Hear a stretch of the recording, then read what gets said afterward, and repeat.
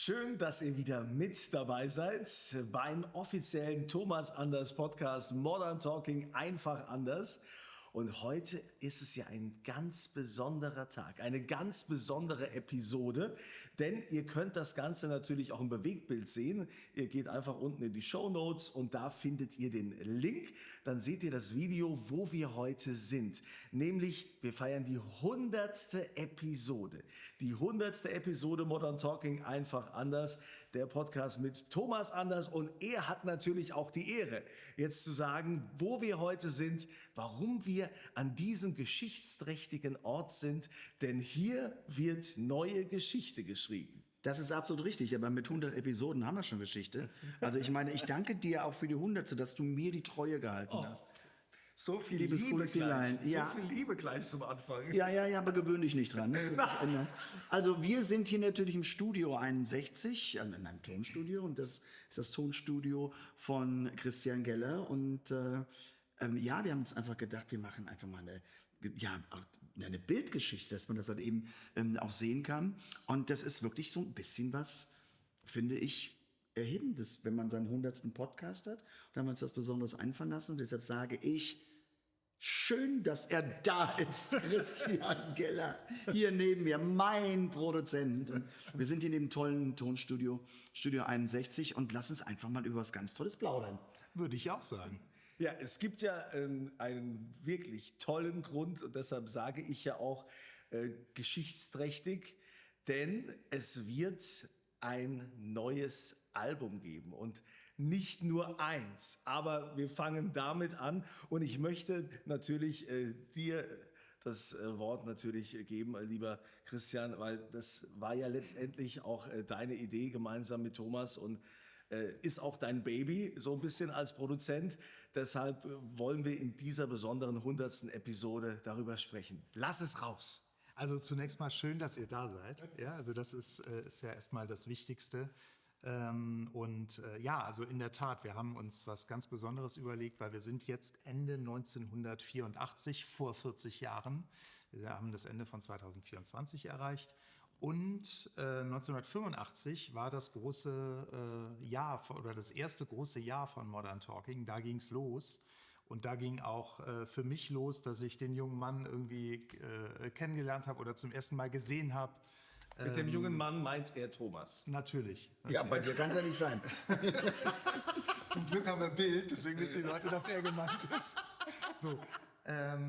Aber also letzten Endes ist es so, wir haben im nächsten Jahr 40 Jahre Modern Talking und dafür oder dazu, zu dem Anlass haben wir uns was ganz Besonderes überlegt. Wir haben uns nämlich überlegt, dass wir nicht nur einfach You're My Heart, You're My Soul mal neu aufnehmen oder so, wie das vielleicht andere Künstler machen würden, oder das erste Album neu aufnehmen, wie das vielleicht auch andere Künstler machen würden. Nö, wir nehmen einfach, ich weiß gar nicht, wie viel es sind, fast alle 70, 80er-Jahre-Songs neu auf. Wir machen die ersten 6 Modern Talking-Alben komplett neu. Wow. Und das nicht nur als einziges, sondern wir schreiben, und das war so auch die Idee von Thomas, weil Thomas natürlich immer wieder von seinen Fans hört, wann kommt eigentlich mal wieder neue englischsprachige Musik. Und deswegen haben wir gesagt, lass uns doch einfach pro Album-Release 2 neue Songs schreiben, so dass die Leute am Ende des Zeitraums, man kann die ganzen Alben dann sammeln und so, also wir starten im März mit dem ersten Album, dann kommt alle paar Wochen kommt ein neues Album raus und auf jedem Album, auf jedem Modern Talking Album, was neu eingesungen, neu produziert wurde, alles hier im Studio, sind 2 brandneue Songs drauf. Und damit hast du sozusagen, wenn du die Alben sammelst, am Ende des Jahres zum Jubiläum von Modern Talking im Grunde ein neues Thomas Anders Album mit 12 neuen Songs. Und das war so die Idee. Das Ganze gibt's dann, können wir gleich auch noch mal ein bisschen drüber sprechen, in einer riesen Sammelbox mit einem ganz toll gemachten Fanbuch. Und also wir haben uns eben nicht nur Gedanken gemacht über die Musik, sondern eben auch darüber, ich bin nun mal eben auch Fan gewesen als Kind, was kann man einem Fan zum 40-Jährigen schenken? Und mit schenken meine ich tatsächlich schenken, denn wenn du das erste Album bestellst, bekommst du eine Sammelbox geschenkt, wo Platz ist für 5 weitere. Und wenn du dann am Jahresende quasi die Jubiläumsbox zusammengesammelt hast, dann hast du wirklich das komplette Frühwerk von Modern Talking im heutigen Sound. Und das hat so noch nie ein Künstler gemacht. Es gibt Taylor Swift, die ihre ersten Alben da immer neu aufnimmt und so weiter. Bin ich ja guter Gesellschaft. Ja, aber ich muss sagen, als deutscher Künstler fällt mir niemand ein, der das wirklich gemacht hat. Und ich kann sagen, es ist wirklich Aufwand. Das Ganze zu produzieren. Ich auch. Ja, absolut. Ja, muss ja auch alles einsingen. Ja, stimmt. Also, das Also ist ja Thomas war noch nie so oft im Studio wie im Moment. Noch nie. Und damit meine ich in 40 Jahren noch nie. Ich meine, das ist ja auch schon, also es ist ja ein Mammutprojekt. Jetzt mal, was bedeutet das denn jetzt für dich als Produzent? Wie viel Arbeit ist das? Also von welchem Zeitraum reden wir denn da? Naja, also es ist ja so, dadurch, dass wir ja eben nicht nur die Musik gemeinsam entwickeln, sondern dass wir uns auch gemeinsam über Artworks Gedanken machen, gemeinsam Fotos produzieren, Videos produzieren, Aufsager produzieren. Also es ist ja sozusagen im Grunde die ganze Kampagne, die wir hier gemeinsam gestalten, ist es schon ein Zeitraum von einem Jahr, muss man sagen. Also wir haben rund vor einem Jahr haben wir gesagt, Mensch, 1985 und so, lass uns doch mal für 2025 was ganz Besonderes machen. Und da kamen wir eben auf die Idee zu sagen, die Fans werden mit den Ohren schlackern, im wahrsten Sinne des Wortes, wenn da auf einmal die ganzen 80er-Schinken alle in coolem, modernem Sound rauskommen und dann eben auch noch neue Songs dazu. Das Ganze wird dann, ich gehe jetzt dann doch schon drauf ein, wenn man so ein Album kauft auf CD, dann hast du eine Dreier-CD, du hast sozusagen pro Album 36 Songs, also das ist quasi das Standardalbum, 2 Bonustracks. Und auf einer CD2 sind alle Instrumentalversionen und CD3 hast du noch so einen DJ-Hitmix von dem Ganzen. Das läuft dann komplett durch. Und also für eine Partynacht. Für den Modern Talking Party. Genau, ja. Und das gab es so wirklich noch nie. Also du hast dann quasi, wenn du jetzt mal 36 mal 6 rechnest, da bist du über 200 Titel, die da in einem Jubiläumsjahr rauskommen. Das ist schon cool, muss man sagen. Wie war das denn? Also ich hätte es gekauft. Klar, aber ich habe mir gerade die Frage gestellt, wie war das denn für dich, Thomas, wenn du diese 40 Jahre, also diese Geschichte nochmal, also das nochmal neu erlebt hast? Du hast ja die Songs alle nochmal gesungen. Also es ist mal grundsätzlich so, dass ich in dieser ganzen Findung für das Album mir jetzt nicht die ganzen Alben angehört habe, sondern die Idee hat mich fasziniert, es zu machen. Und ich sagte, das kann wirklich was ganz Tolles sein, das, was ich auch dem Fan zurückgeben kann. Das ist ja auch für mich so eine gewisse auch Hommage an mein kreatives Schaffen, was ich vor 40 Jahren begann, sowas zu machen. Und es war zum Teil sehr lustig, es war zum Teil berührend, dass ich plötzlich Titel im Studio gesungen habe, die ich mehr oder weniger 40 Jahre, 39 Jahre, 38 Jahre nicht mehr gehört habe. Irgendwelche Albumtracks. Und auch nicht mehr gesungen. Und das Interessante daran war noch, dass ich mich überhaupt nicht mehr daran erinnern konnte, dass ich sie mal gesungen habe. Ja, weil ich habe so viele Songs in meinem Leben schon veröffentlicht. Aber trotzdem, das kann Christian bestätigen, war ich unheimlich schnell wieder drin. Ja, also der lustigste Satz, der passierte irgendwann bei Album Nummer 2. Da war es so, als wir dann bei Track 9 waren oder so von Album Nummer 2. Der Arbeitsprozess war immer so, dass ich Thomas dann nochmal die alten Versionen vorgespielt habe, damit er sich so reinhören konnte in die Melodiebögen und so weiter. Und an einer Stelle sagte er, wie hat er das gesungen? Wie hat er das gesungen? Spiel nochmal vor, wie hat er das gesungen? Und das war so dann, und dann kamen wir auch so auf das Thema, wenn man ihn so ansieht und diese 80er Jahre, wir haben hier ein paar Bravos rumliegen und so weiter, diese 80er Jahre Fotos, und wenn man ihn halt jetzt heute sieht, das ist so unterschiedlich. Und dann sagte ich so, ich bekomme das überhaupt nicht zusammen, dass du das bist, also so wie wir uns jetzt kennen und so. Und da sagte er, ja, ich auch nicht. Für mich ist das auch irgendwie völlig fremd. Ich bin wirklich so weit weg von dieser Person von damals. Ich weiß, dass ich es bin.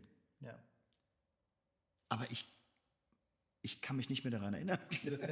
Das ist wirklich Wie hat Falco total mal weit weg. gesagt, wer sich an die 80er Jahre erinnern kann, der hat sie nicht erlebt. Ja, schöner Satz. Das stelle ich mir natürlich fantastisch vor, das nochmal neu zu erleben, im Studio da das einzusingen und zu machen. Aber es ist ja für dich, lieber Christian, ist das ja eine Art Lebenstraum, sicher auch ein Lebenswerk, was da kommt, denn wir kennen ja die Geschichte, die du uns mal im Podcast erzählt hast, wie du das erste Mal bei uns zu Gast warst, dass du ja mit Modern Talking aufgewachsen bist. Ja. Wir haben hier zum Beispiel auch die erste Single, You're My Heart, You're My Soul, kann ich hier mal kurz zeigen. Ja. Das ist eine Original-Single aus dem Hause Christian Geller. Ist sogar hinten der Adressaufkleber drauf noch von der alte Postleitzahl, ja, 4-stellig, die du dir gekauft hast. Das war tatsächlich auch meine allererste Single. Also heutzutage, 40 Jahre später, muss man sagen, ich habe ja nichts anderes gemacht mit meinem Leben als Musik. Und ich sage immer so schön, das war für mich eine Bewusstseinserweiterung, diesen Song zu hören. Und wenn man jetzt darüber sinniert, wie Thomas vor 40 Jahren aussah und was er gemacht hat und so weiter. Ich war vor 40 Jahren 9 Jahre alt und hatte ein BMX-Rad und einen Walkman und habe dann über mein Doppelkassettendeck You're My Heart, You're My Soul so oft überspielt, dass ich auf einmal eine 60-Minuten-Kassette voller You're My Heart, You're My Soul hatte, damit ich das immer in Schleife hören konnte. Jetzt die Frage dazu, würde ich die Frage dazu. Kannst du es erklären, was die Faszination ausgelöst hat? Weil ich werde ja so oft gefragt, was ist an der Musik dran? Was ist die Magie? Was ist das? Ich kann es ja nicht erklären, ich habe es ja gesungen. Ich habe im Grunde einen Prototypen von Konsumenten, der halt eben als Neunjähriger etwas empfunden hat. Und das kann man nun ganz klar sagen, Andreas, das hat sein Leben verändert. Ja, absolut. Aber was war das? Wie würdest du das beschreiben?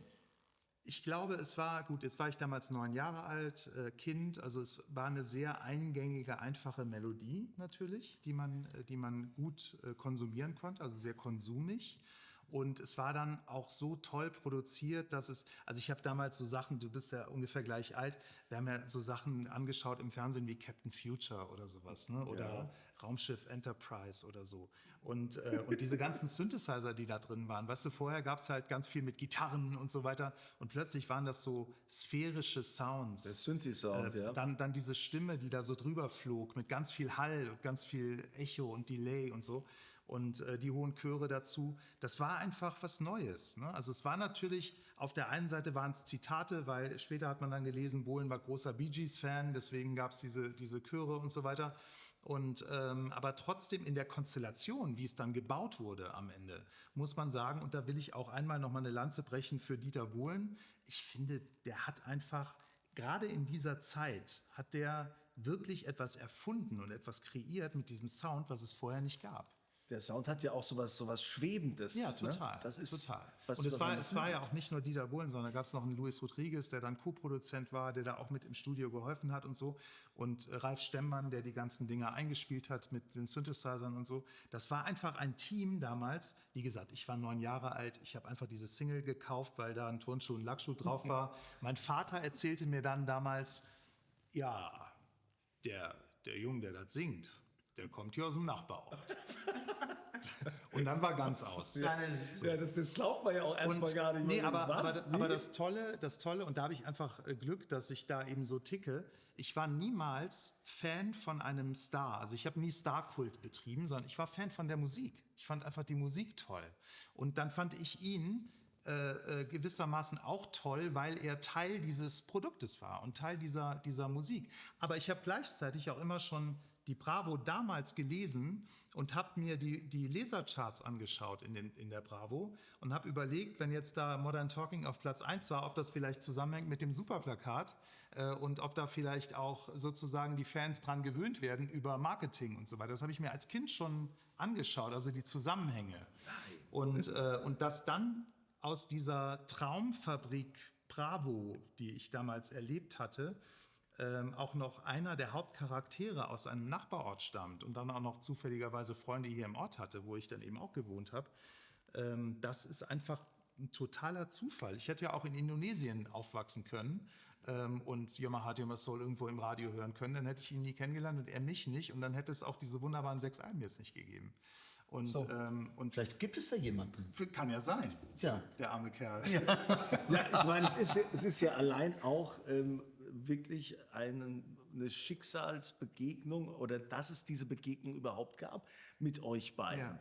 Also ich meine, da bist du der berühmte Modern Talking Thomas Anders und dann kommt hier einer mit seinem BMX-Rad gefahren oder jemand, ich meine, ich kenne ja aus dem letzten Podcast auch die Geschichte, als du das letzte Mal zu Gast warst, dass du immer irgendwelche Kassetten ihm in den Briefkasten geworfen hast. Ne? Habe ich sehr, sehr tapfer, fast 10 Jahre lang immer zu den Sürzer Höfen gefahren und immer da eingeworfen und später in die Ritzerstraße und so weiter.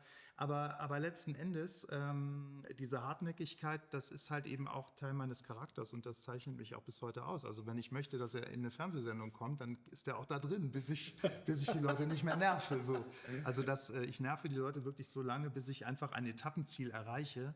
Ja, aber du hast doch gute Argumente. Es ist jetzt nicht, also man darf es nicht nur nerven, sondern Christian hat einfach ein Marketingtalent, das er eben auch ganz klar erklärt, das ist auch gut für eure Sendung.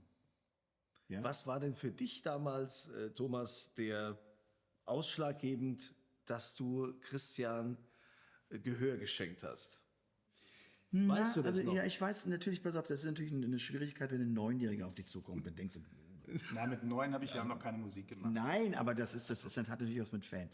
Aber man hat im Laufe der Jahre doch schon die Hartnäckigkeit, das war schon da, aber man hat, oder hier auch, wenn man sich unterhalten hat eben auch noch mit einem anderen Freund, da waren schon, man hat plötzlich hat man so Qualitäten entdeckt.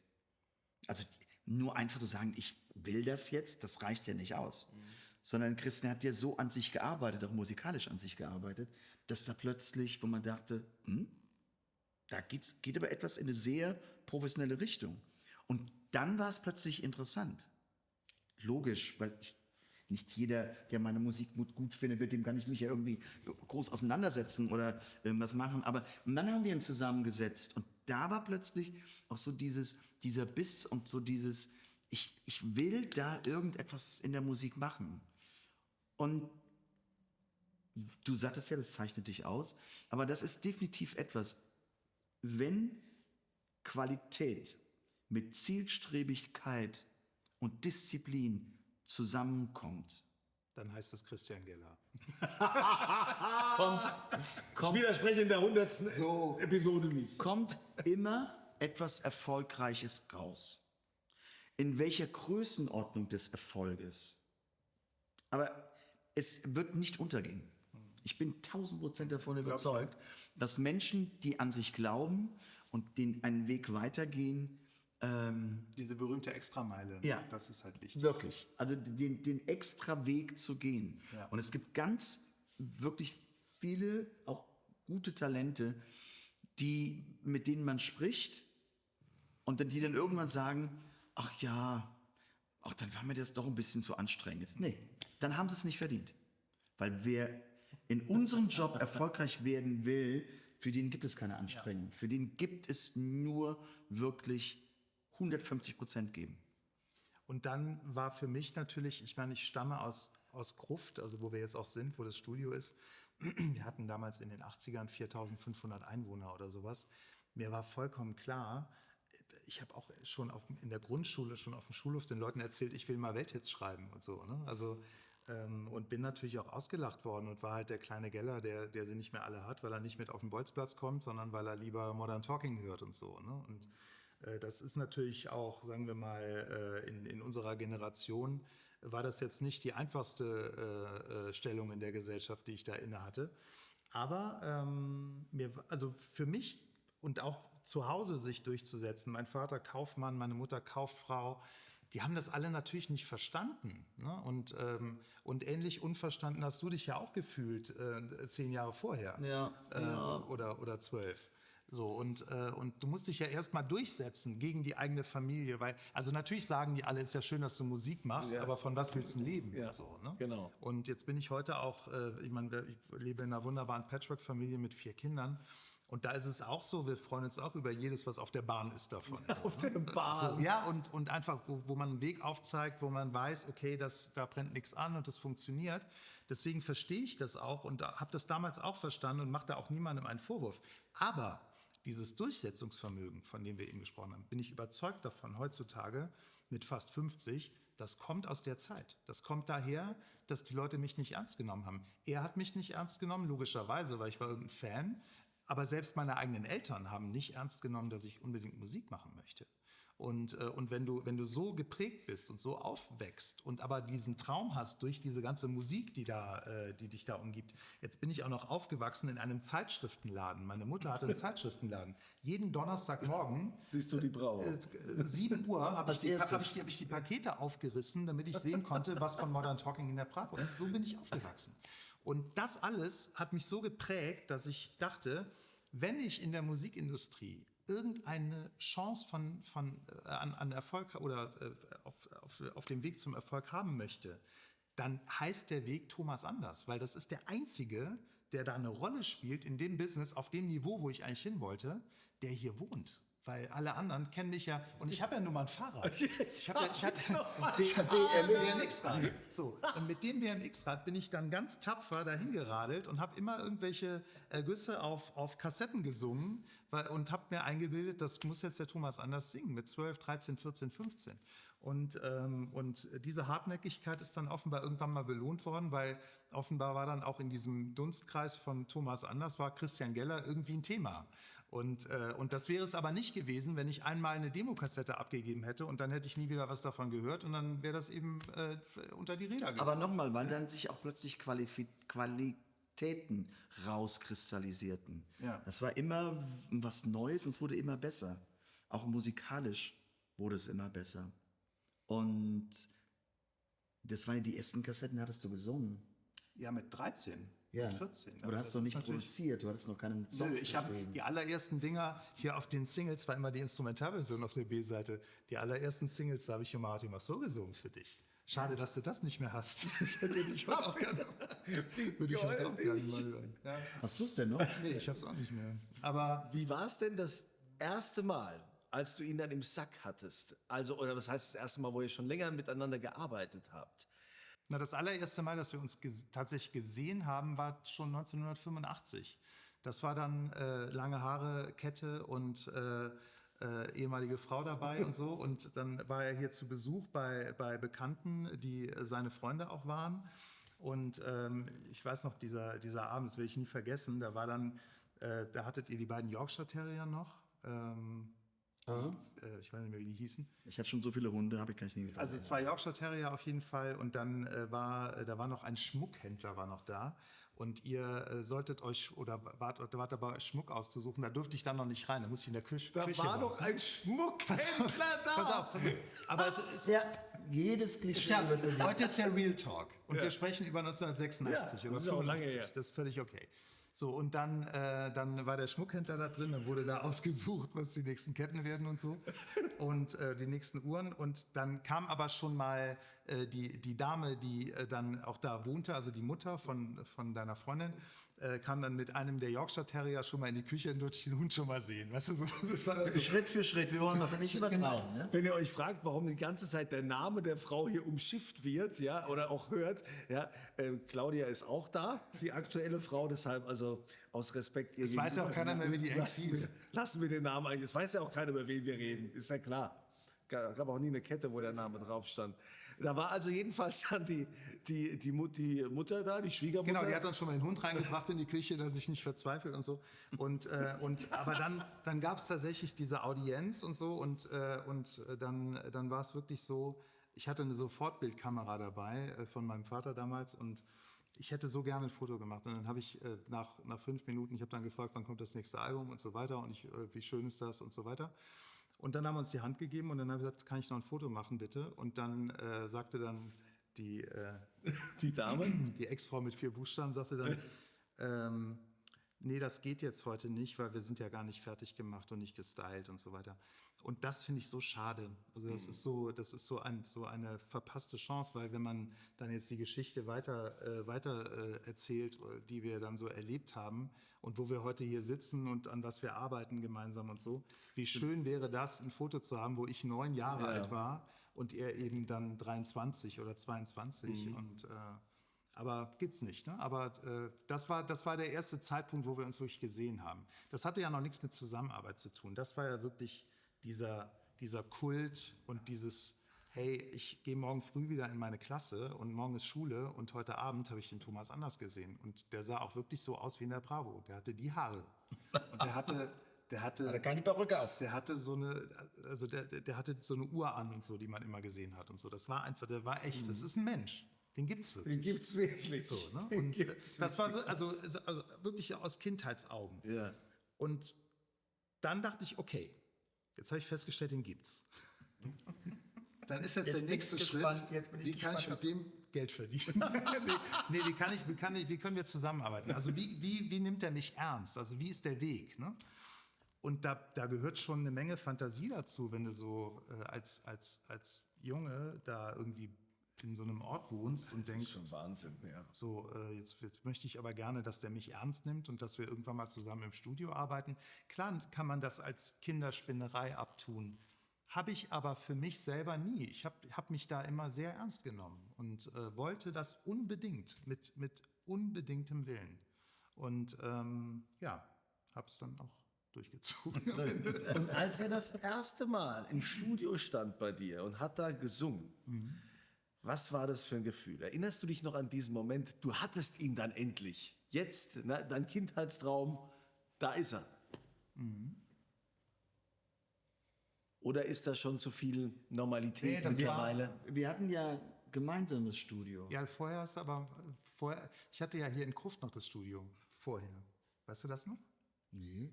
Ich hatte vorher ein Studio, meine Eltern hatten vorne ein Vorderhaus und ein Hinterhaus. Und im Hinterhaus meiner Eltern hatte ich ein Studio. Ja, weiß ich. Und Ich da erinnere mich. haben wir zum ersten Mal Ja. aufgenommen. Und das war Mitte der 90er. Das muss so 93, 94 gewesen sein. So. 94. Oh Gott. Da war ich dann 19. Geil. Mit 19 hatte ich ihn dann zum ersten Mal im Studio. 10 Jahre später. Respekt. Ja, 10 Jahre später. Und gut, ich meine, wenn man jetzt das auch pophistorisch irgendwie in Kontext setzt, ist es so, dass 94, da gab es kein Modern Talking. Da war es so, dass es ja vor dem Comeback war, was 98 kam. Das war eine ruhige Phase. Das war von eine mir. relativ ruhige Lebensphase so. Ne? Und da war er viel in Koblenz, da warst du nicht mehr so viel in Los Angeles wie vorher. Stimmt. Und da hattest du auch Zeit, dich mit Dingen zu beschäftigen. Und da hast du dann eben auch viele Demos angehört, die so kamen von mir. Das ist auch ein Faktor, man braucht auch die Zeit. Also man muss ja auch, wenn man halt eben, ich kriege ja heute oder halt eben von meinen Promotern sowas, werden immer sehr viele Demos per Mail geschickt. Aber es geht nicht darum, dass man sich die mal anhört, sondern man muss sich ja auch richtig reinhören. Sonst ist es immer so oben drüber. Und oben drüber kann man sich keine richtige Meinung bilden. Also das braucht man. Und in der Tat hatte ich in der Zeit und war nicht zwischen der einen Fernsehshow und dem anderen Auftritt unterwegs, sondern man hatte auch die Möglichkeit, die Fantasie laufen zu lassen. Was kann man daraus machen? Wo ist hier die Qualität? Hat man sonst nicht so. Naja, da war ich im Studio. Und da hatten wir beide Glück, glaube ich, ne? Dass bei ihm so eine Zeit war und bei mir, ich war 19, ich hatte dann gerade Abitur gemacht und habe dann, also meine Eltern, also der Deal zwischen meinen Eltern und mir war, du machst auf jeden Fall eine kaufmännische Ausbildung und danach kannst du machen, was du willst, dann probierst du das mal. Das habe ich dann auch gemacht. Ich bin dann jeden Morgen in die Metro nach Koblenz gefahren und habe dann eine kaufmännische Ausbildung gemacht, bin gelernter Groß- und Außenhandelskaufmann, habe das auch durchgezogen, habe aber nur den Ausbildungsvertrag in der Metro angenommen, weil da konnte ich um 5 Uhr morgens anfangen zu arbeiten, da war ich um 14 Uhr raus und konnte ins Studio. Mir war einfach wichtig, dass ich viel Zeit mit Musik machen verbringe. Und gerade zu Anfang dieser Ausbildung war er dann zum ersten Mal bei mir im Studio. Und da haben wir dann eben angefangen zu arbeiten. Und ich weiß noch, der allererste Titel, den wir aufgenommen haben, hieß Crying in the Night. Das war das erste Demo, was wir zusammen gemacht haben. Und, Hast du den noch, den Song? weiß ich nicht, müsste ich mal suchen. Habe ich bestimmt noch irgendwo.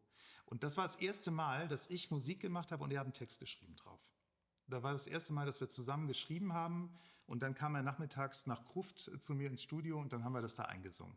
Und dann haben wir beide gemerkt, die kreative Ebene funktioniert, aber was eben auch total wichtig ist, wenn du zusammen kreativ sein möchtest, dass die menschliche auch funktioniert.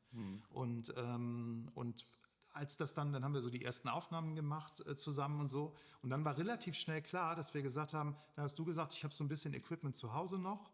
Du hast ja auch dein Zeug, lass uns doch mal in Koblenz irgendwo einen Raum anmieten und lass uns mal gemeinsam irgendwie so ein Studio machen. Und dann dachte ich, geil, hast ein Studio mit dem Anders. Und das war so der nächste Schritt. Ne? Und dann kam, und das war unser beider Glück, dann kam das Modern Talking Comeback 98 und plötzlich war er wieder auf der Bravo vorne drauf und war wieder relevant im obersten Regal der internationalen Popliga dann waren wir beide in der Position, dass wir mit meiner Kreativität und seinen Kontakten und also wir haben dann eben zusammen geschrieben und der hat dann die Nummern dann verkauft und so haben wir dann unsere ersten Erfolge gemeinsam gebaut. Das Koblenzer Studio. Ja, da habe ich dich auch das erste Mal gesehen. Genau, da haben wir uns auch kennengelernt. Anfang 2000 war das irgendwann.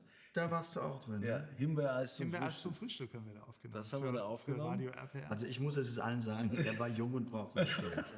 Ich auch. Übrigens. Ja, und ich weiß noch, irgendwie, ich wusste ja gar nicht, ich bin da damals einfach hingefahren worden mit dem Programmschiff. Ich wusste gar nicht, was da gemacht wird. So, Sie singen jetzt da, mach es mal, Sie singen da jetzt. Und dann irgendwie zwischendrin ist irgendwann dann kam einer mit seinem Hund und so. Und ich habe das erst gar nicht kapiert, dass das dann Thomas Anders war. Ja, er hat irgendwas gesucht oder irgendwas gemacht und ist dann auch wieder gegangen. Also, und dann habe ich erst später erfahren, ja, das ist normalerweise hier Christian Geller und Thomas Anders, die das hier machen. Ne, wenn du da irgendwo reingerätst, wo du vorher gar nicht weißt, und in der Zeit war er natürlich mein Steigbügelhalter. Ne? Weil also der Plan, den ich ja schon als 9-Jähriger hatte, nämlich in die Musikindustrie zu kommen, weil er ja eben im Nachbarort wohnt, der ging dann tatsächlich auf. Und da bin ich auch bis heute sehr dankbar, dass das so gelaufen ist, weil Naja, ich kann dir nur helfen, aber machen musst du alleine. Klar. Und du hast auch immer gesagt, wenn ich meinen Namen dafür herhalte oder hingebe sozusagen, dass wir Dinge verkaufen, dann muss es auch Substanz haben. Ne? Und das war für mich natürlich noch eine zusätzliche Motivation, richtig gutes Zeug abzuliefern. Und es hat ja am Ende dann auch wirklich sehr gut funktioniert, muss man sagen. Und dann, ja, ein paar Jahre später hatten wir dann mit Großer Bruder für Big Brother unseren ersten Nummer-1-Hit. Ne? Und das war eben gleichzeitig für mich, das war total verrückt, weil für mich war es die erste Notierung in den deutschen Charts. Also damals gab es dieses Chartposter und es war das allererste Mal, dass der Geller irgendwie da drauf stand und dann direkt bei einer 0 auf 1. Ne? Das ging auf jeden Fall das ging richtig ziemlich gut los. Ja. Und letzten Endes da habe ich dann spätestens da richtig Blut geleckt und habe gedacht, das ist genau das, was ich mir damals überlegt habe, womit ich mein Leben verbringen möchte. Und selbst diese erste Nummer 1 ist jetzt schon 25 Jahre her, muss man sich mal überlegen. Ja, und ihr seid immer noch zusammen. Genau. Und auch viele, viele Jahre später. Und also es ist so schön zu sehen, dass wir jetzt über 4 Jahrzehnte Modern Talking sprechen, aber wir sprechen auch über 4 Jahrzehnte Thomas Anders, Christian Geller.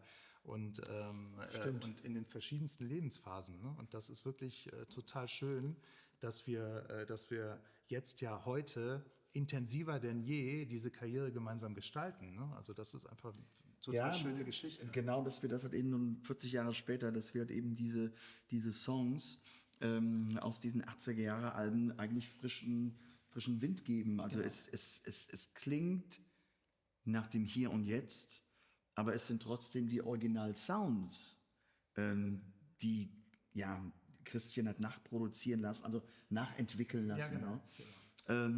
Die drin sind. Also man hat irgendwie das Gefühl, das ist 80er, aber eigentlich ist es 2025. Und das macht, glaube ich, eine ganz große Faszination aus. Es hängt aber auch ein bisschen damit zusammen, wenn man sich jetzt Sounds anhört von David Guetta oder sowas oder von The Weeknd oder so. oder Kygo, das klingt alles sehr 80er. Ja, wir haben ganz viel darüber, ja. Und dieses 80er-Feeling ist in der Musik zitatmäßig ja sowieso zurück. Und deswegen haben wir jetzt auch Glück, dass wir genau in diesem Jahr, wo 40 Jahre Modern Talking da ist, dass man diese Ästhetik im Sound wieder genau hat. Und wenn man das eben mischt mit coolen, modernen Housebeats, dann kommt eben genau das dabei raus, was wir da gemacht haben. Und wenn man dann auch noch 40 Jahre später so singen kann, wie als wäre man noch 20, dann hat man wirklich ganz tolle Produkte und die haben wir hier. Da ist ja auf dem Album ist ja auch oder auf den Alben ist ja auch ein Song dabei, der mit Modern Talking nie veröffentlicht wurde. Es war, als du bei Dieter Bohlen ins Studio kamst, war das der erste englische Song, den du gesungen hast, der aber nie Veröffentlicht wurde. und jetzt Ist er raus. Also kommt er raus im Album. Das war der Song, den ich aufgenommen habe, weil ich kam irgendwann mal ins Studio, das habe ich schon öfter erzählt, und wollte Englisch singen, weil es ging nicht so richtig weiter mit Deutsch. Und es waren immer so ganz kurz an den Charts vorbeigeschraubt. Und es hat nie Bisschen was anders gebracht. als heute mit Deutsch. Es ist nur dort ein bisschen anders, ja. ja, mit dem richtigen Produzenten. Ja, ist ja klar. Loge. Nein, und da war es einfach so, dass ich im Studio war und es gab damals Real Life, die Band, die Send Me an Angel. Send Me an Angel, das habe ich auf Deutsch auch gesungen, heißt Kalter Engel, in der Originalversion. Und die kam mit dem Album, da war Catch Me I'm Falling drauf. Und da sagte Dieter, jetzt nehmen wir das mal auf, probieren das. Hat eben in englischer Sprache mit dir. Konnte aber nicht veröffentlicht werden, weil die beim gleichen Musikverlag waren und das war die nächste Single von Real Life und hat eben firmeninterne Entscheidungen, politische Entscheidungen. Und dann habe ich aber den Titel, der war schon aufgenommen und dann kam halt eben die Ansage von Real Life, dass das ihre neue Single wird. Aber trotzdem hatte Dieter dann gehört, wie ich in englischer Sprache klinge. Und die nächste Aufnahme war Your Heart, Your Soul. Das war aber dann irgendwie, keine Ahnung, 3 Monate später oder 4 Monate später, als er aus dem Sommerurlaub kam und ich war im Studio und habe aufgenommen. Und dann rief mich Thomas an und sagte, als wir dann eigentlich schon mit dem The First Album fertig waren, mit den Aufnahmen, sagte Thomas, Mensch, ich habe doch damals mit Dieter diesen englischen Titel da aufgenommen, Catch Me I'm Falling, der kam ja nie raus. Was hältst du denn davon, wenn wir den noch als Bonustrack aufnehmen? So für die Fans jetzt zum 40-Jährigen, dass sie zum ersten Mal tatsächlich den Song hören, den Dieter und ich zum ersten Mal, wo ich zum ersten Mal Englisch gesungen habe im Studio überhaupt. Und das haben wir dann gemacht und das war für mich natürlich auch toll, ne, als Fan der ersten Stunde, dass du dann einfach die Ehre hast, so eine Nummer dann auch aufzunehmen, die ja pophistorisch eigentlich keine Rolle spielt, weil sie nie veröffentlicht wurde. Aber dann, wenn man sich mit dem ganzen Gesamtwerk hier Popkultur, Modern Talking so beschäftigt, dann ist das schon eine Nummer, die irgendwie fehlt, weil es ist ja ein ganz toller Pop-Titel. Und eigentlich eine Initialzündung, dass ich in englischer Sprache singe. Ne? Ja, und eigentlich die Nummer, die Bohlen dazu brachte, Your Heart, Your Soul zu schreiben überhaupt. Ne?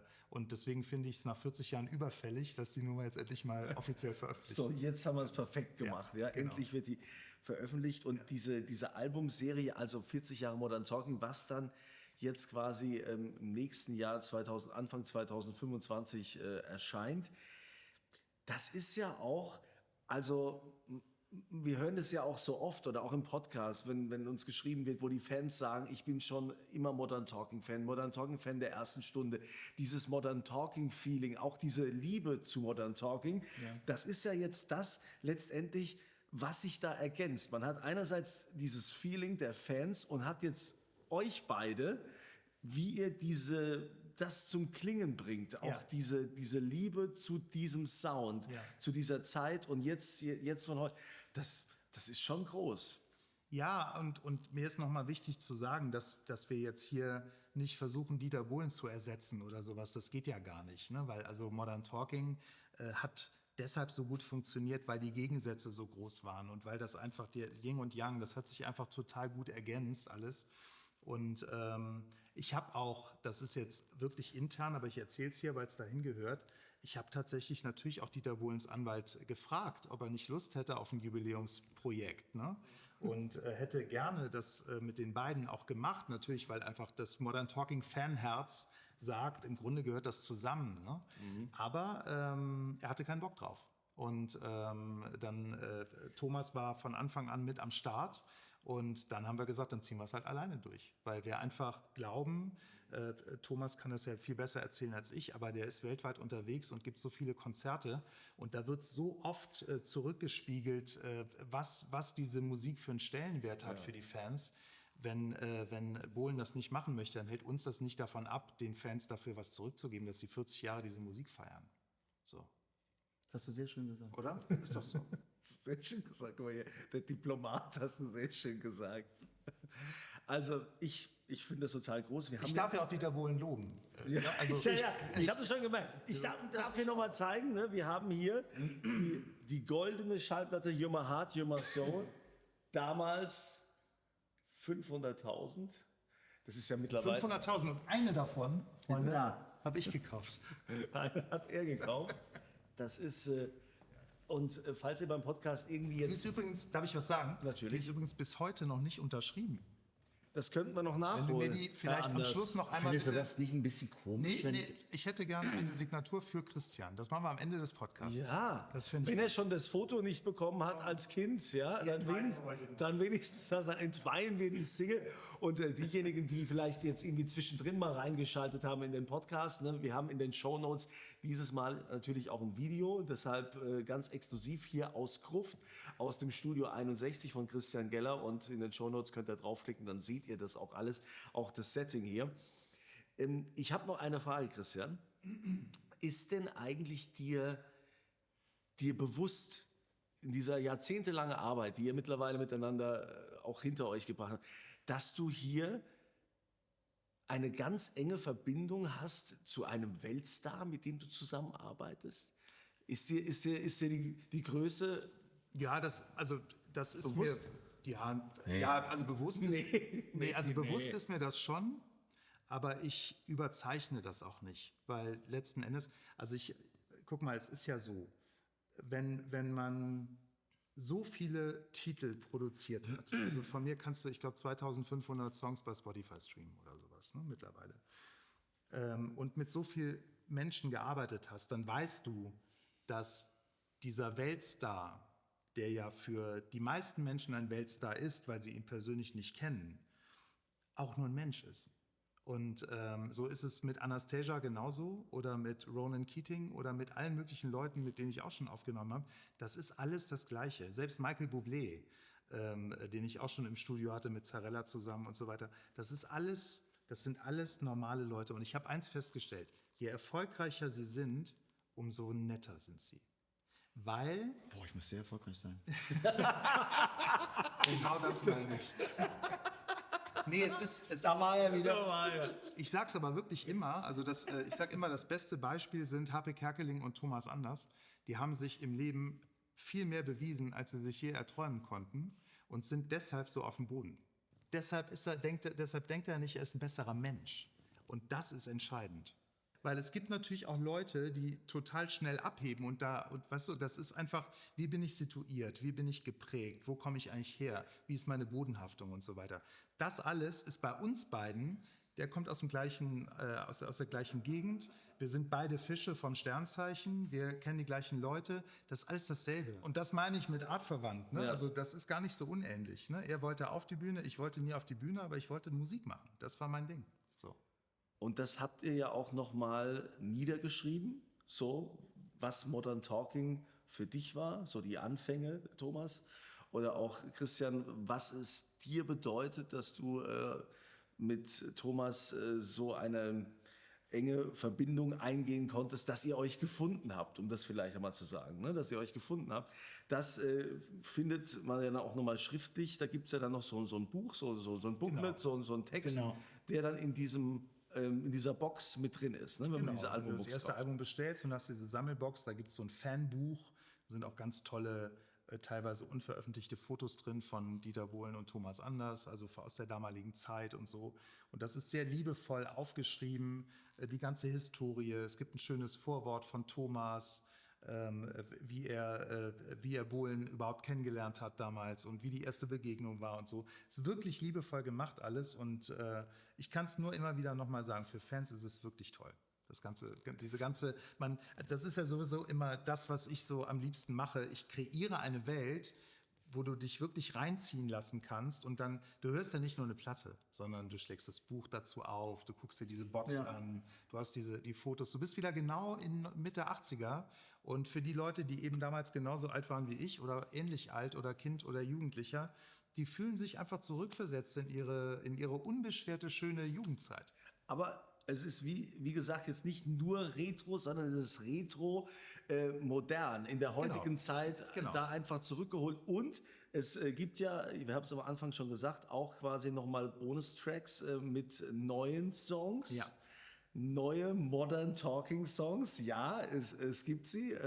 Du hast vorhin mal kurz angespielt, ich habe reingehört. Das sind neue Thomas Anders Songs. Ja, sensationelle Thomas Anders Songs im Modern Talking Sound. Habe ich das so richtig gesagt? Ja, das ist Ja, okay. perfekt gesagt. Ich bin ja auch lernfähig. Die letzte Ausführung war Geld für mich. Vielleicht, ja, mal gucken. Aber das finde ich ja auch toll, dass ihr jetzt nicht nur die Songs genommen habt, die es schon mal gab, sondern dass es also auch nochmal eigene gibt. Ja, das ist schon toll, so eine lange Geschichte. Thomas, ich habe dich vorhin schon gefragt, wie du dich gefühlt hast, als du das so eingesungen hast. Aber wenn du es dann auch jetzt fertig gehört hast, bist du zufrieden mit deinem Produzenten, der mehr oder weniger sich ja selbst ewig anpreisen musste, um bei dir landen zu können? Absolut.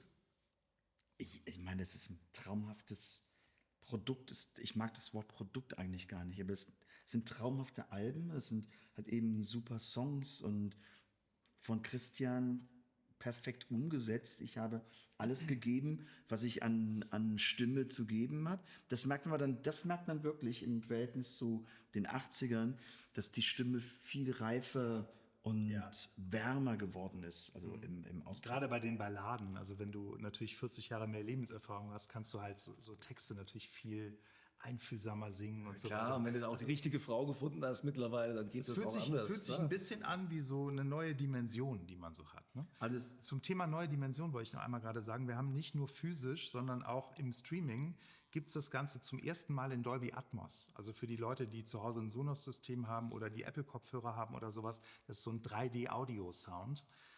Das ist bei Modern Talking Songs besonders toll, weil da fliegen die Chöre dir wirklich quer durch den Kopf, wenn du das so hörst. Das ist total beeindruckend. Also wir haben 2 Mixe gemacht von jedem Song. Einmal Stereo für Vinyl und CD und dann für Streaming gibt es das Ganze eben in Dolby Atmos. Und jetzt gibt es ja noch was für alle Modern Talking Fans, für alle, die vielleicht auch zu Hause gern mal ein bisschen singen oder die entweder aus Spaß oder das war ja für viele Musiker, wenn du irgendwie auftreten musstest und hast ein Playback gesucht, war ja immer schwierig. Du musst dir was aus dem Internet ziehen und musst gucken.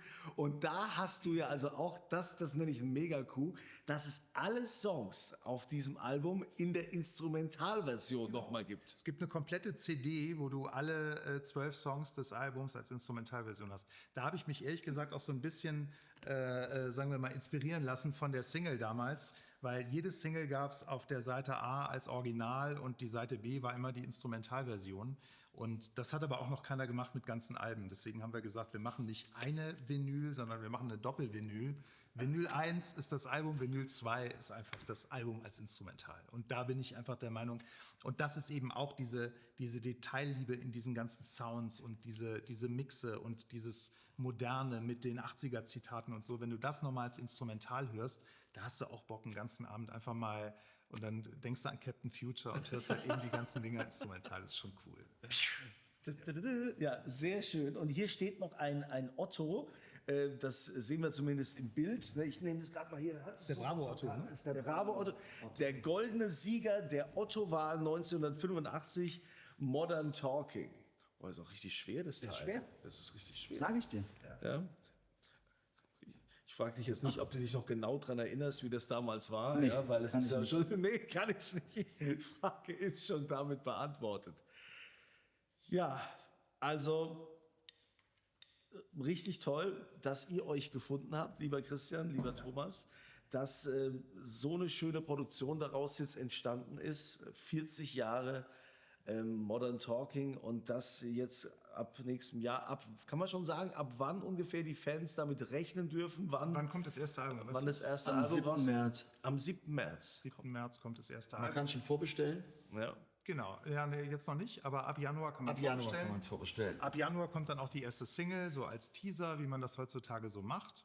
Und genau, dann gibt es die ersten Details. Ach so, zu den Covers können wir vielleicht noch sagen. Also was wir eben auch gemacht haben, wir haben eben nicht nur die Musik ganz neu produziert, sondern wir haben aus der alten Bravo-Zeit damals so einen Fundus gekauft an alten Fotos von Thomas aus den 80ern, Solo-Fotos. Lange Haare, viel zu braun und so, ne? Also wie das damals war. Viel zu braun? Naja, also heute ist es ein bisschen besser. So, und dann haben wir ein ganz tolles Fotoshooting gemacht und haben immer die Gegenschüsse produziert zu der Körperhaltung von damals. Das heißt also, wenn er damals so war, dann heute hat er mal hier so den Arm oben auf der Schulter oder sowas. Und daraus haben wir die Albumcovers entwickelt. Das heißt also, The First Album sieht dann so aus, dass man Thomas 1985 sieht und Thomas heute und das halt eben auf einem Plattencover. Und so ziehen wir Aber das, so zusammen. Also das sieht so ziehen wir gigantisch das aus. komplett durch mit der ganzen Kampagne. Und wir sind gerade dabei das können wir auch schon verraten, für die Werbespots, für Social Media und für Fernsehen, es wird auch Fernseh beworben, das Ganze, sind wir gerade dabei mit KI diese Bilder zum Leben zu erwecken. Und das ist besonders toll. Also, Ja, ich habe die ersten da hat er sich Entwürfe gesehen. dann selbst irgendwie so im Arm. Ne? Und das ist wirklich... Also das ist unglaublich, was heutzutage alles machbar ist. Ja. Aber die Entwürfe habe ich jetzt gesehen und bin total geflasht, Ja. dass sowas geht, also der Papa Anders nimmt seinen jüngeren Sohn Anders in den Arm und man lacht sich gegenseitig an. Das ist sensationell. Ja. Wahnsinn. Ja, und das nenne ich eben eine emotionale Zeitreise in die 80er.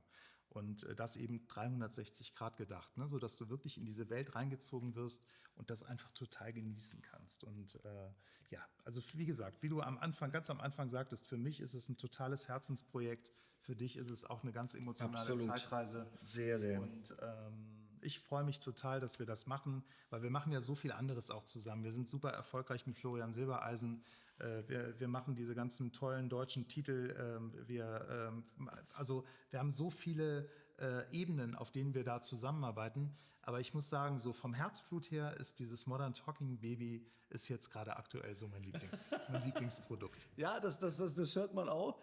Wird es denn, Thomas, dann auch nächstes Jahr so eine Art Tour geben, 40 Jahre? Oder ist das in Planung? Ja, Oder es gibt 40 Jahre lang dann eine Tour. Oder darf man darüber noch nicht nächsten 40 sprechen? Jahre ist er dann auf Tour. Ist das in der Mache? Oder gibt es irgendwas, was wir den Fans sagen können dürfen? Also wir sind auf jeden Fall dann eben mit Veranstaltern im Gespräch, sowas zu machen. Das wird noch nicht nächstes Jahr sein, das wird dann wahrscheinlich eher 26 sein. Aber es gibt wirklich Gespräche, dass wir sagen, okay, wir feiern wirklich die 80er Jahre nochmal Modern Talking richtig ab, auf der Bühne, im modernen Sound, trotzdem die Hommage an die 80er und wir arbeiten ein bisschen an Konzepten und mal sehen, vielleicht klappt's.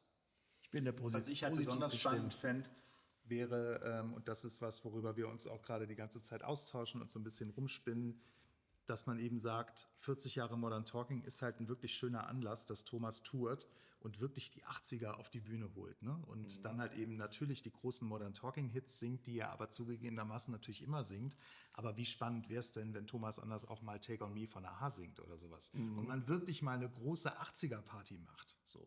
Und das sind alles so Gedankenspiele, die wir gerade haben. Da ist aber noch nichts spruchreif, aber das ist eben auch was, dieses Thema 360 Grad, also wenn man jetzt diese ganzen 80er-Titel alle neu aufnimmt, dann liegt es natürlich nahe, dass man sich Gedanken macht dazu.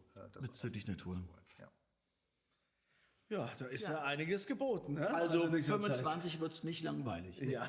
26 wahrscheinlich auch nicht. Ja, das ist doch eine würdige 100. Episode in diesem Rahmen, also mit so viel Liebe zu Modern Talking. Ja. Und tolle Neuigkeiten auch natürlich für die Fans. Und ihr wisst ja, ihr könnt auch heute wieder eure Fragen stellen, ne, an quasi podcast@thomas-anders.com. Vielleicht sind da jetzt einige Fragen auch daraus entstanden aus diesem Gespräch. Auch wenn ihr Fragen an Christian Geller habt, wir leiten die natürlich auch gerne weiter. Christian wird nicht das letzte Mal da gewesen sein. Und nächste Woche schon, das ist ja Weihnachten ganz nah, wird der Podcast also quasi dann auch wieder erscheinen, nämlich unsere Weihnachtsfeier. Unser Insta Da sind Live. wir bei Instagram Live, abends ab 19 Uhr oder 19:30 Uhr. Was haben wir denn gesagt? 19 Uhr. Ja. 19 Uhr. Ja, aber es nicht so spät werden. Ja, jetzt, damit nicht? es nicht so spät wird. Du musst ja früh ins Ich muss früh ins Bett, ist klar. Ich nehme immer alles auf mich, ist gar kein Problem. Also das heißt... Du stehst immer früh auf. Ja, ich stehe ganz früh auf, damit ich noch ein bisschen Ruhe für... Ich habe ja noch kleine Kinder, weißt du? Bei mir ist es nicht so ruhig wie bei dir zu Hause. Ja, morgens, meine ich. Also jedenfalls sind wir dann also nächste Woche. Dann erscheint der Podcast auch nicht am Freitag, so wie ihr es gewohnt seid, sondern der erscheint dann quasi einen Tag später. Insta Live ist zwar Freitag dann 19 Uhr, aber der Podcast zum Nachhören kommt dann am Samstag. Und damit werden wir uns dann auch verabschieden in diesem Jahr. Aber das machen wir dann nächste Woche. Ne? Ja. Dann red dich jetzt nicht ganz raus. Nee, ist halt, Du musst ja noch Energie haben. ich muss ja noch Energie haben für die nächste Woche. Und lieber Christian, von meiner Seite sage ich danke. Wunderschönes Studio hast du hier. Vielen Dank. Ich habe mich auch gefragt, kann man das hier mieten? Kann hier jeder Ja, also reinkommen? wir haben natürlich super viel zu tun, aber immer gerne mal anfragen. Wir produzieren ja nicht nur Musik, sondern wir machen auch sehr viel Werbung. Wir haben ein Videostudio, wo wir auch Musikvideos drehen. Wir haben Produktfotografie. Wir haben Firma El war gerade da und hat hier Steine fotografiert zum Beispiel. Wir machen sehr viel Automobilfotografie. Opel war letztens hier mit ein paar Erlkönigen und so. Also wir machen eben sehr, sehr viel für die Industrie auch, machen auch kleinere Fernsehgeschichten. Wir haben jetzt gerade für die neue Staffel von Promi Big Brother die Talents alle hier durchgefilmt und haben die Matzen gedreht und so weiter. Das nächste, was jetzt passiert, ist Let's Dance. Da werden die auch hier sein mit den ganzen Leuten und werden die Vorstellungsmatzen machen und so.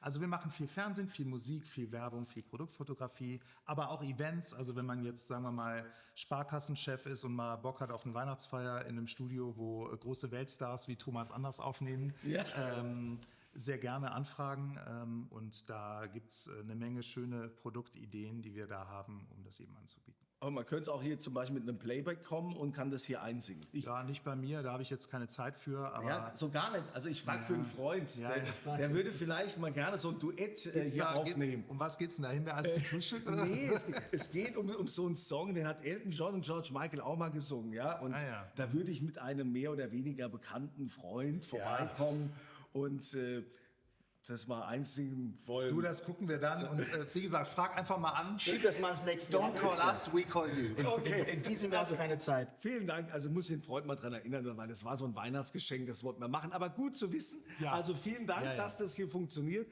Und Thomas, vielleicht, ja, schon klar. Thomas, du hast natürlich das Schlusswort, wie immer. Und bitteschön. Also, liebes Kunzilein, schenk mir nicht nochmal einen Song zu Weihnachten, wenn ich mit dir aufnehmen soll. Weil du weißt, ich meine, ich würde es ja machen, aber Chris hat so wenig Zeit. Ja, ist klar. Ist klar. Ich werde ihn immer wieder erinnern, keine Sorge. Ja, nein, also es war wirklich mal ein ganz anderer Podcast, ganz klar, den wir heute machen. Aber ich glaube, dass die 100. Episode hat es auch verdient. Und ich bin auch der Überzeugung, das sind ganz, ganz tolle Nachrichten für die Fans, die halt eben nun zuhören und sagen, wow, das könnte etwas sein. Und das ist, glaube ich, ein Geschenk fast für jeden, wenn man sagt, über das Jahr über kann ich mir das collecten, also sammeln. Und ich habe etwas zu Hause stehen, wo ich sagen kann, das ist wirklich ein Stück Zeitgeschichte, was ich mir da gesammelt habe. Und mir hat es wahnsinnig viel Spaß gemacht, die Songs aufzunehmen, mit Christian in dem Studio zu stehen. Christian hat Spaß gemacht, das zu produzieren. Und heute hat es mir wieder Spaß gemacht, mit dir eine wunderbare Episode aufgenommen zu haben. Also ich sage Dankeschön, eine schöne Zeit. Erinnert euch bitte dran. Dann haben wir noch am nächsten Freitag gibt es dann noch Insta Live und dann wird es ja weihnachtlich. Also habt euch wohl und bye bye. Ciao. Thomas, wir haben was vergessen. Ja, ich habe es gemerkt. Unterschrift. Zu unterschreiben. Warte mal. Weißt du, was wir jetzt machen? Mach mal, oh, guck mal hier. Auf der Original Auf der goldenen als Unterlage unterschreibst du jetzt. Eine, die dazu beigetragen hat. Aber ich hätte es gerne bitte mit Widmung. Für Christian. Ja, und das ist wirklich, streng dich an, weil die ist 40 Jahre alt. Ne? Streng dich bitte an. Ich soll mich nicht verschreiben. Bitte nicht. Ich schreibe jetzt auch ganz besonders schön. Guck mal hier. Boah, das ist voll cool. Jawohl! So. So, endlich ist sie unterschrieben. Nach 40 Jahren. Guck mal hier mein Originaladressaufkleber mit der alten Postleitzahl. Es ist echt wahr, also es ist kein Fake alles. Und endlich habe ich meine Platte von meinem Thomas Anders Hast du eigentlich noch einen Schallplattenspieler? Nee. Aber ist ja auch egal. Ist ja unterschrieben jetzt.